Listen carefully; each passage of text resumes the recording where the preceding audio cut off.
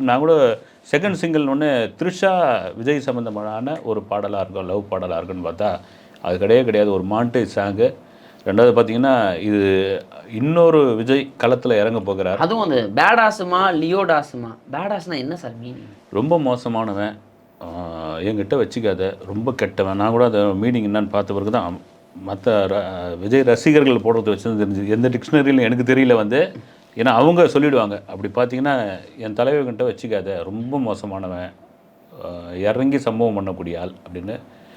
Leo Simha, பேடா சிம்மா, 2 விஜய் ஆரம்பத்துலேருந்து 2 ஷேடோவா, 2 விஜயா. அதாவது ஒரு விஜய் காமிக்கும் போது பார்த்தீங்கன்னா அந்த லோகோவே ஒரு தீப்படம் மாதிரி இருக்கும். இன்னொன்று பார்த்தீங்கன்னா ஒயிட்டில் அப்படியே பனி படம்லாம் மாதிரி ஒரு தண்ணீர் மாதிரி இருப்பான். ஒருத்தன் நெருப்பு, இன்னொருத்தன் தண்ணீர், நீர் நெருப்பு எம்ஜிஆர் மாதிரின்னு வச்சுங்களேன். ஒரு முகம், ஒரு சாஃப்டான ஒரு விஜய். 2வது விஜய் சீண்டிட்டீங்க நீங்கள் தான் இப்போ களத்தில் இறங்க போகிறான். அதுக்கான ஒரு இன்ட்ரோ பாடலாக தான் இது இருக்குன்னு நினைக்கிறேன்.